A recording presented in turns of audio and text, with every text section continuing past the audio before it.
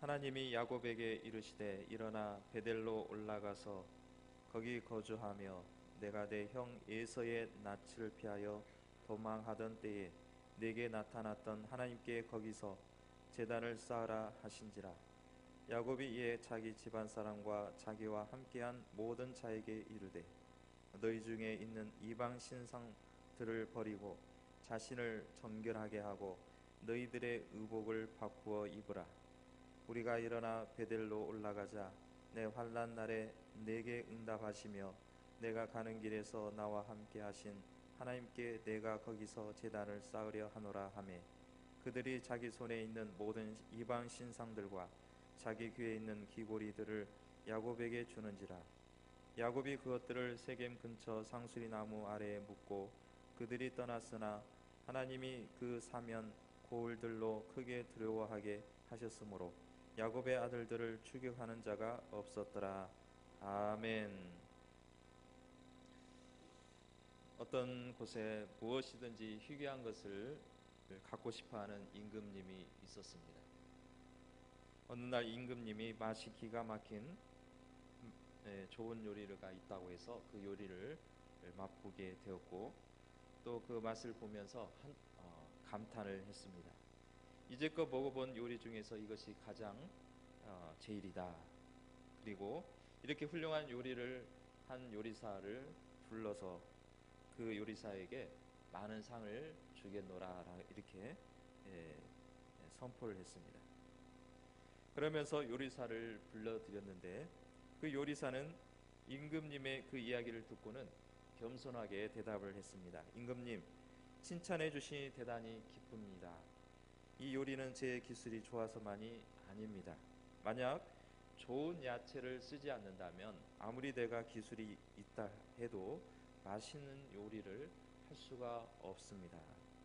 그러니 저한테 상을 주실 것이 아니라 좋은 채소를 제공한 그 야채 장수에게 칭찬해 주십시오. 임금님이 생각하고는 그 말이 옳은 것 같아서 다시 채소 장수를 불렀습니다. 그 궁전으로 불려간 채소 장수는 그 칭찬의 말을 듣자마자 깜짝 놀랐습니다.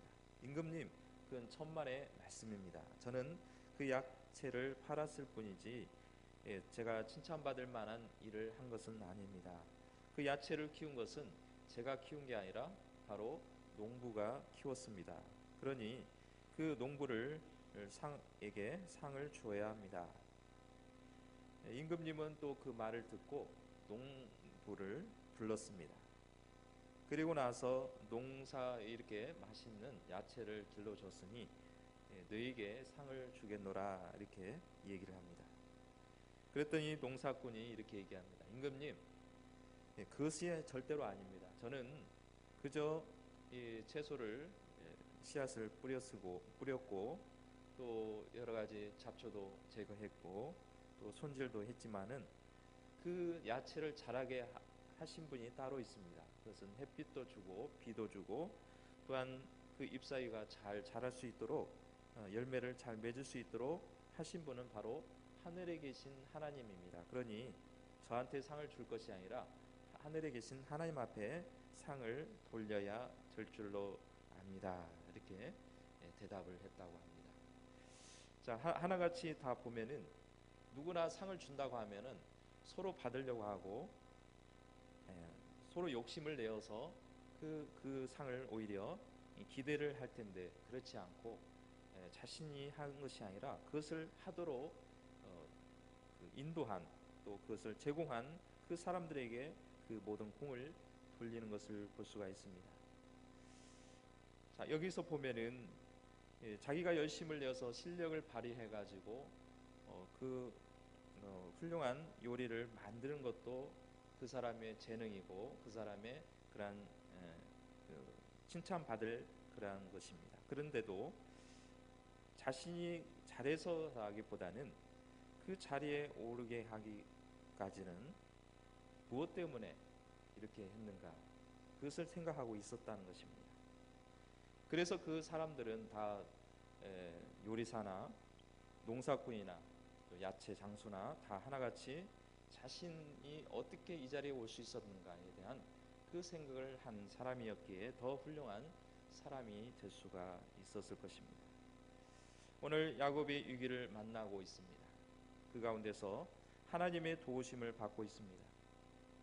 하나님께서는 야곱을 형 에서를 피해 도망하는 중에 하나님을 만났던 장소로 베델로 올라가 거기에서 제단을 쌓으라고 명령하고 있습니다. 그러면 야곱이 그 위기를 만났을 때 자기의 목숨이 위태로운 상황에 놓여 있을 때에 하나님께서 명하신 그 장소는 오늘 본문에 나와 있는 이 베델이라는 장소입니다. 도대체 하나님께서 그 베델로 올라가라는 명령을 왜 내리셨는가? 그 명령은, 그 장소는 다름 아닌 하나님과의 만남, 하나님과 만나고 또 그 가운데서 감격했던 장소였습니다. 개구리가 올챙이적 일을 기억하지 못한다는 우리의 속담이 있습니다. 이는 무슨 뜻입니까? 분수를 알고 또 자기의 어려웠던 시기를 다시금 되새기라는 그런 속담으로 이해할 수가 있습니다.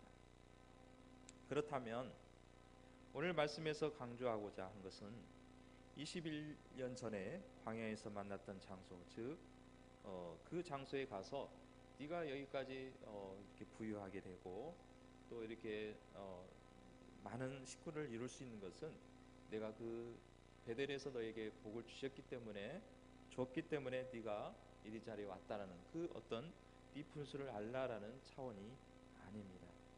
언제 내가 이렇게 살았느냐라는 뜻도 절대로 아닙니다. 이미 하나님은 약속을 하셨습니다.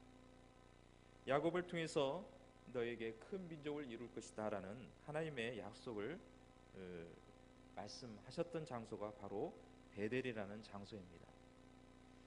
야곱은 그 감격 속에 살았습니다. 잠시 또한 그 가운데서 그 어떤 베델의 그 영광을 기억하고 있었다가 바쁘게 살다 보니 사람이 그렇지 않습니까? 처음에는 기분이 좋고 항상 감격이 있고 또 그 날이 영원히 기억될 것 같지만은 먹고 살기 바쁘다 보면은 그 감격이 어느새 사라지는 것을 볼 수 있습니다. 야곱도 그런 감격이 있었지만 거기에서 하나님 앞에 헌신을 다짐을 했지만은 너무나 바쁘게 살아온 거예요. 또 20년 동안에 나혜를 사랑했던 그러한 연애하면서 아마도 속으로는 하나님은 이제 생각을 했겠지만은 연애하다 보면은 어떻습니까? 하나님보다는 그 이성이 더 눈에 아른아른 거리고 그 사람을 더 생각이 더 날 것입니다. 아마 야곱도 그렇지 않겠습니까?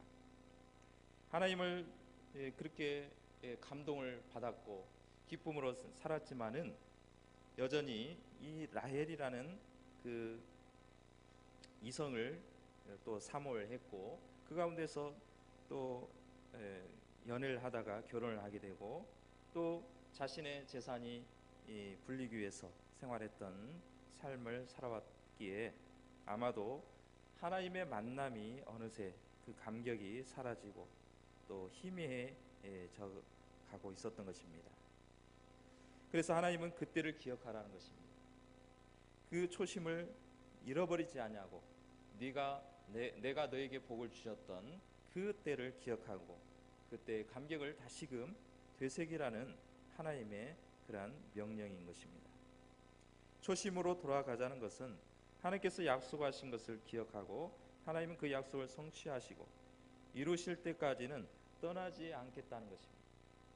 내가 하나님의 약속을 받았고 또 구원의 그러한 감격에 우리는 살았습니다. 그러나 그 감격도 신앙생활이 처음에는 신앙생활을 하다가 그때는 모든 게 좋았고 또 예수 믿는 게 그렇게 좋고 그러다가 시간이 흐르고 세월이 흐르면서 점점점 우리 신앙이 조금씩 희석해 가면서 그때의 감격이 사라지는 경우가 생기는 것입니다. 그렇기 때문에 그때를 기억하고 다시금 초심으로 돌아가라, 처음으로 돌아가라라고 말씀하고 있는 것입니다.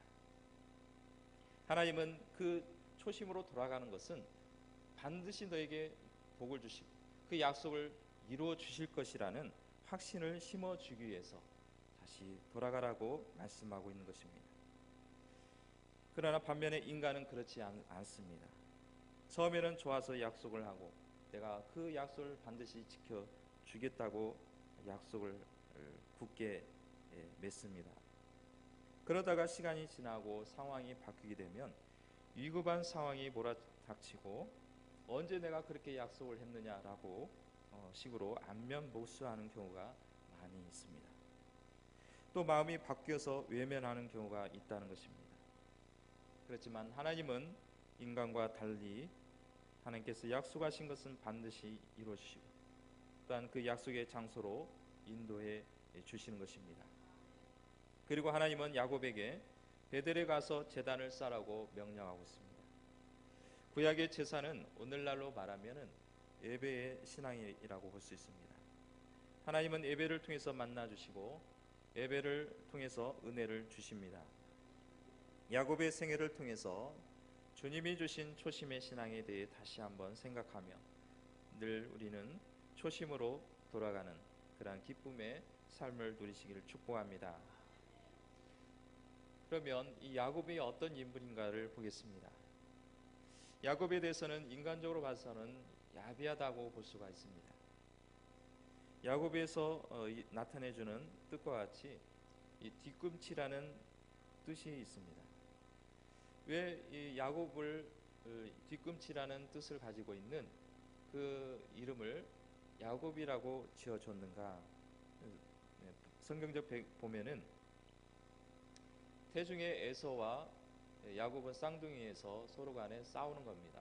자기가 먼저 나오겠다는 겁니다.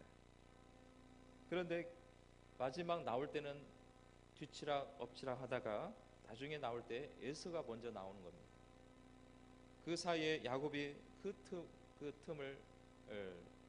그 사이를 앞서지 못해서 에서의 발꿈치를 잡습니다. 그래가지고 딸려 나온 게 바로 야곱입니다. 자, 쌍둥이여도 보면은 하나가 나오면 뭐 1분이 지나건 10분이 지나건 해서 순차적으로 나오는데 워낙 뒤치하다 보니까 그 에서의 발꿈치를 잡고 딸려서 나온 사람이 바로 야곱이었습니다. 그러니 그 야곱을 이 뒤꿈치라는 뜻으로 그 야곱이라는 이름을 지어주게 된 것입니다. 우연히 이 방송에서 설교를 들었는데 이 야곱이란 뜻이 그 설명하기를 뭐라고 했냐면 도둑놈이라고 뜻을 가지고 부모가 그렇게 붙여졌다 이렇게 설명을 하는 것을 들었습니다. 물론 이제 야곱이 나중에 이제 그런 뜻도 있겠지만은 어떤 부모가 자녀가 아무리 미워도 그런 이름을 지어주겠습니까? 도둑놈이라 뭐 사기꾼이라 그런 말을 지어주겠습니까? 뒤꿈치라고 붙였지만은 이 야곱의 훗날의 행동을 보고 그렇게 사기꾼 또 남을 속이는 사람 이런 식으로 뜻이 변질됐다고 보여줄 수가 있는 것입니다. 그 행동은 어디서 나타나냐면 에서가 사냥을 하고 나서 이제 목이 타고 이제 거의 뭐 탈진 상태에서 돌아오는 길에 에서가 야곱이 팥죽을 끓이고 있는 것입니다. 그러니 에서는 얼마나 그걸 먹고 싶어 하겠습니까? 그래서 그것을 한 그릇 달라고 하니까 야곱이 그때를 노려서 내가 이 한 그릇을 형에게 줄 테니까 그 장작불 나에게 팔으시오 이렇게 합니다. 그리고 나서 그 에서가 이 장작권을 소홀히 여겨 그냥 말로 팔아 넘긴 것입니다. 실제로 그 어머니 리브가와 함께 공모를 하여서 아버지 이삭의 눈이 어두워진 것을 이용하여 속이고 형 에서 흉내를 내면서 축복권을 가로챘습니다.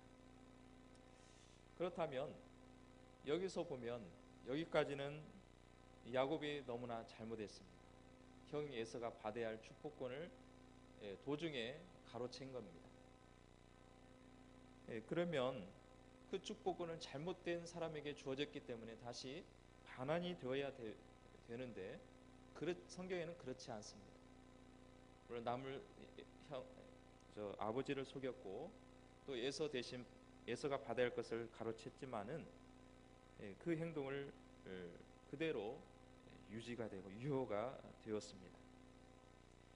그래서 하나님은 이런 야비한 행동을 묵인하시고 수단 방법을 가리지 아니하고 축복권만 뺏어가면 정당성을 받을 수 있겠는가라는 오해를 가질 수가 있습니다. 외적으로 야곱을 봤을 때는 사기꾼이었고 또 하나님을 봤을 때는 사기꾼을 묻지도 따지도 않는 축복을 주는 그런 분으로 오해할 수가 있다는 것입니다. 그렇지만 성경 전후를 보면은 그래서 성경 한 부분만 한 챕터만 봐서는 오해할 수 있지만은 성경 전후를 찾아보면은 문맥을 찾아보면 그렇지 않다는 것을 우리가 발견할 수가 있습니다. 먼저 하나님께서는 창세기 25장 23절에서 니브가에게 약속을 하셨습니다. 니브가가 태중에 쌍둥이가 있었는데 둘이 안에서 싸우는 겁니다. 일반적으로 이제 한 사람이 있으니까 뱃속에서 싸울 일은 없겠지만은 쌍둥이가 있었을 때는 서로 싸우는 것은 그렇게 두 분 그렇게 흔한 일은 아닌 것 같습니다.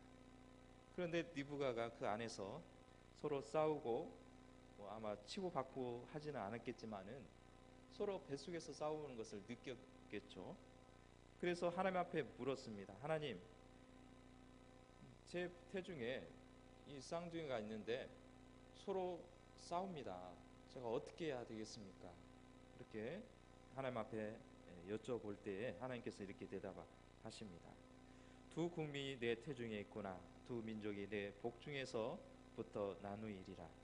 이 족속이 저 족속보다 강하겠고 큰 자가 어린 자를 섬기리라. 이렇게 말씀하셨습니다. 자, 이것은 뭡니까? 두 국민이 있다는 겁니다. 두 어떤 지도자가 있는데 큰 자가 오히려 작은 자를 섬긴다는 것입니다. 그건 뭡니까? 에서는 앞으로 장남이니까 당연히 큰 자가 될 것이고 작은 자는 뒤늦게 나온 야곱을 아마 지칭할 수가 있을 것입니다. 이미 하나님께서는 니브가에게 선을 한 것입니다. 큰 자가 오히려 작은 자를 섬길 것이고 또 그 저족속보다 오히려 더 강한 자가 될 것이라고 말씀을 이미 주셨던 것입니다.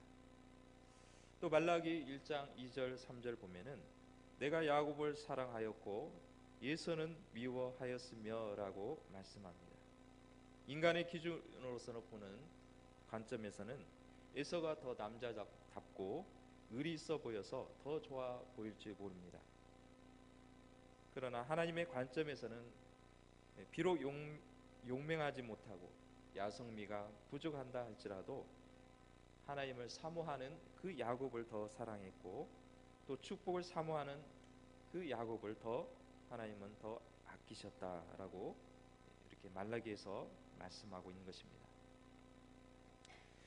자, 그러면 에서는 무조건 그렇게 잘못한 것이 없느냐?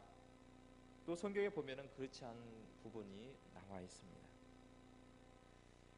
성경에 올바른 행동을 하지 못한 부분이 창세기 26장 34절에 나와 있습니다. 에서가 40세가 되었을 때에 헷 족속의 딸들을 취하여 아내로 맞이했다는 것입니다.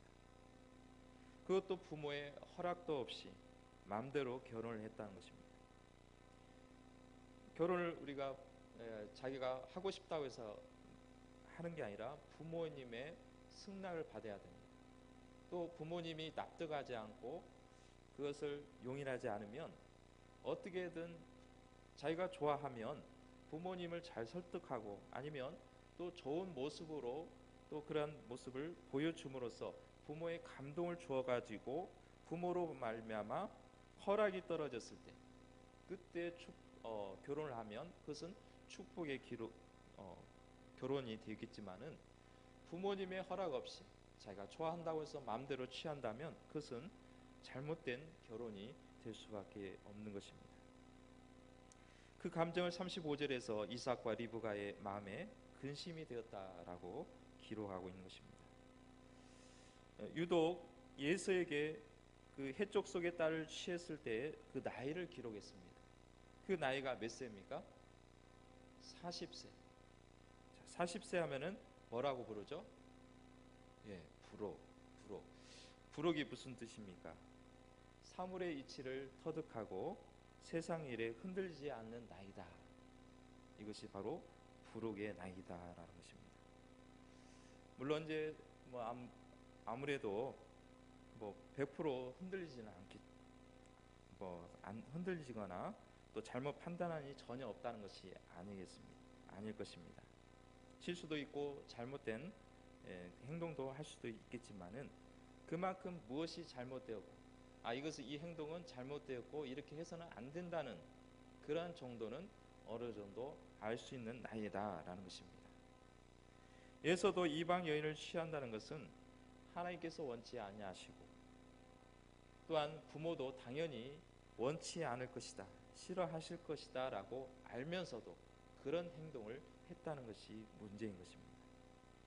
차라리 철 모를 때에 분별하지 못해서 정력을 못 이겨서 잘못 판단할 수는 있겠습니다. 그런데 40세라는 나이를 먹어서 그런 행동을 한 것은 어떤 이유에서도 정당화될 수가 없는 것입니다. 그렇다면 왜 이방 여인을 취하면 안 됩니까? 일반적으로 우리가 결혼하면은 예수 믿지 않는 사람을 좋아하는데 이 사람하고 결혼을 해야 되는지에 대해서 많은 고민을 할 것입니다. 결혼을 해서 그 사람을 잘 설득해가지고 하나님을 믿게 하고 예수님을 믿게 하면 안 되겠습니까? 물론 그렇게 하면 좋겠지만 그렇지 않는 경우가 많이 있습니다. 더더군다나 이방 여인, 그 당시에 이방 여인을 결혼한다는 것은 그 이방 여인들마다 다 믿는 신이 있었습니다. 이방 신이 있었습니다. 그 이방 여인들은 그냥 간단하니 생각하는 그냥 평범하게 생각하는 이방 신을 섬기는 게 아니라 절대적으로 믿는 이방 여인들이었습니다. 그러니 하나님을 믿는 사람이 이방 여인을 취한다는 것은 그 이방 신도 같이 맞이하는 그러한 문화가 형성이 된 것입니다. 그런 모습을 볼 때 부모의 마음이 근심이 되었고 또 결국에는 그 앞날이 뻔한 것을 알면서도 막지 못하는 부모님의 그 예수의 행동을 막지 못하는 그러한 안타까움에 있었던 것입니다. 하나님도 이런 예수에게 장자를 축복을 주실 마음이 없으신 것입니다. 이미 야곱을 선택하셨고 야곱의 자손을 통해서 하나님의 큰 민족을 이루실 계획을 가지고 계셨던 것입니다. 야곱은 축복권을 빼앗은 후에 자신을 죽이려 했던 형 에서를 피해 집을 나오게 됩니다. 그래서 형제와 또한 부모가 살았던 브엘세바를 떠나 하란 지방의 바단 아람을 향해 떠나게 된 것입니다. 바단 아람은 외삼촌 라반이 사는 곳입니다. 거기에는 자기 어머니의 오빠가 사는 또 고향이 사는 곳이기에 거기에 의지해서 그쪽으로 가는 중에 광야를 지나게 됩니다. 홀로 외롭게 지나갈 때에 이제 피곤하여 잠을 청했는데 꿈에 사닥다리가 천사들이 오르락 내리락 하는 것입니다. 그 장소가 바로 베델이라는 것입니다. 전에 베델이라는 꿈이라는 제목으로 말씀을 전했습니다. 그 밤에 꿈속에서 나타난 하나님은 뭐라고 약속하셨습니까? 내가 누워있는 땅, 이 땅을 너희 후손들에게 줄 것이다. 또 네 씨를 통해서 티끌과 같이 동서남북에 편만하게 해주고 또 어디를 가든지 너와 함께 이 자리에 돌아오기까지 너와 함께 할 것이다 라고 약속을 주신 장소입니다. 야곱은 혼자 있었던 것처럼 생각했었지만 하나님을 만나고 그 가운데서 참된 기쁨을 누리게 되고 비전과 꿈을 가질 수가 있었던 것입니다. 또 야곱은 하나님 앞에 서원을 합니다. 내가 여기 편안히 아버지 집으로 돌아오게 되면 여호와를 내 하나님으로 섬기고 기둥을 세운 돌을 성전으로 삼겠습니다. 또 모든 소득의 10분의 1을 반드시 하나님 앞에 바치겠습니다 라고 서원을 했던 곳입니다. 그것이 바로 베델이라는 장소입니다. 야곱이 베델에서 떠나 바단 아람에 도착해서 외삼촌 라반의 집에 20년의 세월을 보내게 됩니다. 거기서 또 결혼도 하고 자녀들도 낳고 또 재산을 확보하기 위해서 또 7년간 더 기거하면서 생활을 했습니다. 그러다가 고향으로 돌아오는 길에 에서를 만나게 됩니다. 에서가 야곱을 만나기 위해서 400명을 데리고 나왔다는 것입니다. 야곱은 에서를 피해서 도망왔기 때문에 자신을 혹여나 해칠 것 같은 그런 두려움과 염려 속에서 약복강 나루에서 하나님 앞에 기도를 합니다. 나에게 복을 주시 아니하면 결코 보내지 않겠다라는 것입니다. 그래서 씨름하면서 해가 뜨고 있는데 보내지 않으니까 환덕뼈를 치면서 그 야곱의 힘을 뺍니다. 그리고 나서 내 이름이 뭐냐고 질문을 할 때에 야곱은 자신의 이름을 대답을 하고 다시는 야곱이라 하지 말고 이스라엘이라 하라라고 이름을 계명을 받게 됩니다. 자, 이스라엘이라는 뜻이 무슨 뜻입니까? 하나님과 사람과 겨루어 이겼다는 것입니다. 그래서 야곱은 이제 하나님의 축복을 받아서 이스라엘이라는 이름을 받고 또 그 가운데서 천천히 뒤를 따르면서 숫곳이라는 곳을 거쳐서 세겜이라는 성에 들어가 잠시 거처를 삼게 됩니다. 문제는 이 세겜에서 있을 때가 문제였습니다. 지금까지는 순탄했습니다. 형과도 재회했고 또 형과도 모든 것을 화해했습니다. 이제 집에 고향만 가면 되는 그런 과정에 있었습니다. 그런데 잠시 머물렀던 이 세겜에서 야곱의 딸 디나가 겁탈을 당하는 그런 위기를 얻게 됩니다. 그 가운데서 야곱의 아들들이 디나의 강간을 당한 것을 듣고는 하몰에게 가서 갔을 때 그 하몰의 그 취장과 또 그 아들이 이 디나를 너희 딸을 주면 너희들과 같이 형제를 나누겠다라고 약속을 합니다. 그러면 너희들은 이방 민족이기 때문에 할례 받지 않는 이방 민족이기 때문에 할례를 해야 된다는 것입니다. 그리고 나서 할례를 하고 나서 3일 후에 고통이 있는 상황을 이용해서 디나의 오빠인 시므온과 르이가 그 성을 엄습하고 성에 있는 사람들을 다 죽이고 하몰과 그 아들들도 다 죽이고 디나를 데려오게 됩니다. 그리고 나서 그 아들들이 성에서 노략질을 하고 돌아올 때에 야곱은 그 소식을 듣고는 이제는 그 아들들의 소식을 듣자마자 겁이 난 것입니다. 그 이유가 무슨 이유입니까? 야곱은 군대가 없습니다. 야곱은 힘이 없습니다.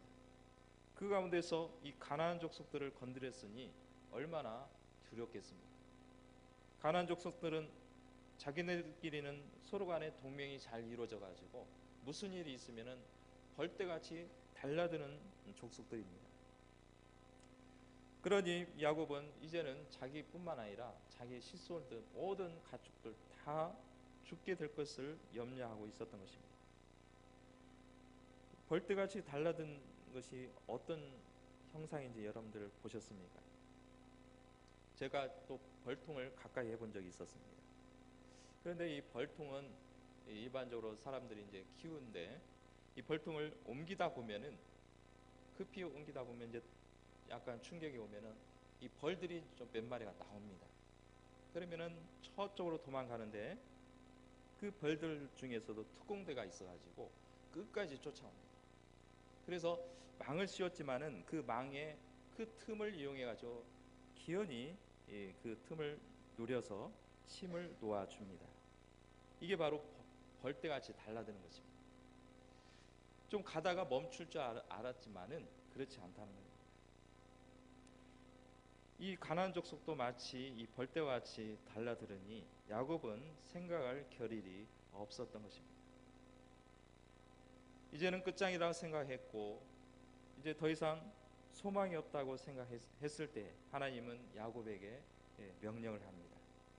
너는 바로 내가 광야에서 만났던 에서를 피하여 도망했던 그 베델로 올라가라는 것입니다. 그리고 나서 거기서 단을 쌓으라 명령을 합니다. 자, 이 야곱은 선택의 여지가 없습니다. 하나님의 명령을 그대로 순종할 수밖에 없는 것입니다. 베델에 가면은 거기에 요새가 있는 것이 아닙니다. 베델에 가면은 무기가 있는 것도 아니고 베델에 가면은 성이 있는 것도 아무것도 없습니다. 그렇지만 야곱은 하나님의 명령에 순종하여 베델로 가족을 데리고 베델로 올라가게 되었습니다. 자, 베델로 가서 단을 쌓은 것이 무슨 뜻인지 우리가 다시 한번 생각해 본다면 거기서 제사를 드리라는 것입니다. 제사는 단순히 어떤 제물만 태우는 것이 아니라 생명을 죽여서 피를 흘리고 제물을 드리라는 것입니다.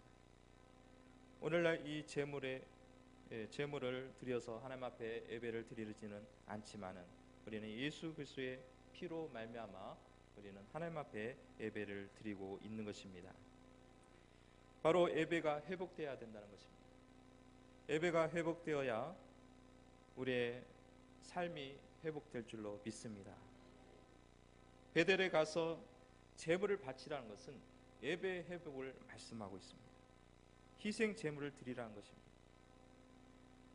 말 그대로 우리는 헌신의 예배를 드리는 것입니다.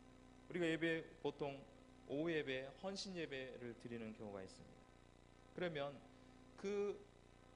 그때만 헌신하고 그때만 헌신을 다짐하는 것이 아니라 우리의 모든 예배 때마다 헌신을 다짐해야 될 줄로 믿습니다. 예배는 능동적인 예배가 되어야 됩니다. 피동적인 예배가 아닙니다. 내가 여기 있나이다. 다른 사람을 보내주소서. 이렇게 대답하는 것은 피동적인 것입니다. 능동적인 적극적인 예배는 내가 여기 있나이다. 나를 보내주소서. 응답하는 그리고 예배의 감격을 만끽하시기를 축복합니다. 야곱은 하나님을 만나 사닥다리에 꿈을 보면서 서원했던 장소인 베델에 20년 만에 가볼 만은 한데 그렇지 않고 세겜에 머물렀다는 것이 화근이 되었습니다. 하나님은 야곱에게 베델로 올라가라고 명령하고 있습니다. 베델로 올라가라는 것은 무슨 뜻입니까? 처음 은혜를 기억하라라는 말씀입니다. 베델은 하나님께 은혜를 받았던 장소였습니다. 야곱이 그 베델의 감격을 잊어버린 것입니다. 우리는 예배를 드릴 때마다 은혜를 기억하고 예배의 감격이 있어야 됩니다. 그런데 그 순간 우리는 예배의 감격이 사라지고 또 하나님께서 주신 그러한 우리의 그 사랑을 기억하지 못한다면 점점점 그 베델의 은혜를 잊어버리게 되는 것입니다. 그래서 우리는 처음 믿고 은혜 받았던 기뻐한 때를 기억하면서 또 찬송을 부를 때 감격 속에서 찬송하고 또 우리가 그 예배를 더욱 소중히 여겨서 믿음에 더욱 떨어지지 아니하도록 우리는 힘써야 될 줄로 믿습니다. 그래서 은혜를 회복하라는 것입니다. 우리의 신앙은 2000 새해를 맞이해서 새로운 은혜와 또 사모를 함으로써 하나님의 또 베풀어 주실 그러한 사랑과 인도하심을 바라보기를 축복합니다. 두 번째로 의복을 바꾸라고 말씀하고 있습니다. 의복을 바꾸라는 것은 삶의 자리를 바꾸라는 것입니다. 나의 어떤 앳된 습성의 의복을 벗어 던지고 하나님께서 은혜로 주신 이 의복을 또 갖춰서 또 하나님 앞에 우리의 삶을 변화시키고 또 바꿔줄 수 있도록 힘써 나가라 말씀하고 있는 것입니다. 초대 우리 기독교 한국 기독교 시절에 마포 삼열이라는 선교사님이 있었습니다. 그 당시에 외국 사람은 지금이야 외국 사람이 흔하지만은 그 초창기 때는 외국 사람이 너무나 신기한 겁니다. 또 그 외국 사람이 왔는데 복음을 전하는데 떠듬떠듬 한국말로 복음을 전하는 것입니다. 사람들이 지나가면서 구경하고 바라보는데 그 중에 짓궂은 사람들이 있었습니다. 불량배나 어떤 유생들을 보면은 그 사람들은 이 외국 귀신을 가져온 사람으로 생각하고 돌을 쳤습니다. 돌로 치게 되고 또 침을 뱉거나 해코지를 하는 경우가 있었습니다. 그 중에 하나가 평양의 깡패로 알려진 이기풍이라는 사람입니다. 이 사람도 그 복음을 전하는 마포 삼열 앞에서 행패를 부리면서 돌을 던지게 되었는데 이 돌을 던진 게 그 선교사님의 머리를 치게 되었고 머리에서 피가 나오게 된 것입니다. 그리고 그 가운데서 이 마포 삼열 선교사님은 결코 그 이기풍 이 사람을 미워하지 않고 피를 닦으면서 계속해서 복음을 전하게 되었습니다. 그러다가 이 선교사가 그 이기풍이가 그만 나중에 다치게 되었고 또 병에 걸리게 되었습니다. 근데 이 마포 삼열 선교사님이 이기풍을 찾아가서 사랑으로 돌봐주고 치료를 한 것입니다. 그 당시에 병원도 변변치 못하기 때문에 그 치료 받는다는 것은 그렇게 쉬운 일이 아니었는데 그때 치료받고 또 잘 돌봄을 받으니까 감동을 받게 되었고 이로 인해서 그 선교사님의 복음을 받아들이고 예수를 믿게 되었던 것입니다. 그리고 나서 평양신학교에 나와서 목사가 되었고 또 제주도의 최초의 선교사로 파송을 받게 되었던 것입니다. 그리고 나서 여수에 있는 오학교에서 신사참배를 반대하다가 순교를 당하게 되었습니다. 이처럼 옛날에 그 의복을 벗어 던지라는 것은 과거의 잘못된 습관, 잘못된 그러한 죄된 습성을 벗어 던지라라고 말씀하고 있습니다. 야곱은 라반의 집에 머물면서 거기에서 우상 숭배하는 사람들과 어울리게 되고 또한 그 세속의 향락에 자기도 모르게 거기에 물이 들었던 것입니다. 자녀들 그 족속들도 다 그런 영향을 받게 되었던 것입니다. 그래서 그 모든 것을 벗어 던지라는 것입니다. 땅에 묻고 다시금 하나님 앞에 처음 순수한 마음으로 나오라라고 말씀하고 있습니다. 우리는 바른 신앙을 위해서는 과감히 내 거추장스럽고 세속적인 것 또 하나님 앞에 잘못되게 보인 것은 과감하게 박차고 일어나시기를 축복합니다. 또 하나님 앞에 단을 쌓으라는 것은 바른 예배가 회복되기를 말씀하고 있습니다. 예배를 통해서 하나님을 높이며 하나님도 우리를 반드시 높여 주실 것입니다. 예배 드릴 때마다 우리는 최선을 다해야 될 것이고 구경꾼이 아닌 우리가 마음을 다해서 뜻을 다해서 아멘으로 화답하는 우리 성도가 되어야 되겠습니다. 또한 하나님은 우리가 베델로 올라가기를 원하십니다. 잊어버린 은혜를 다시금 기억하기를 원하십니다. 우리의 삶의 자리를 바꾸시기를 원하십니다. 또 점점점 퇴색해져가는 예배가 회복되기를 원하고 있는 것입니다.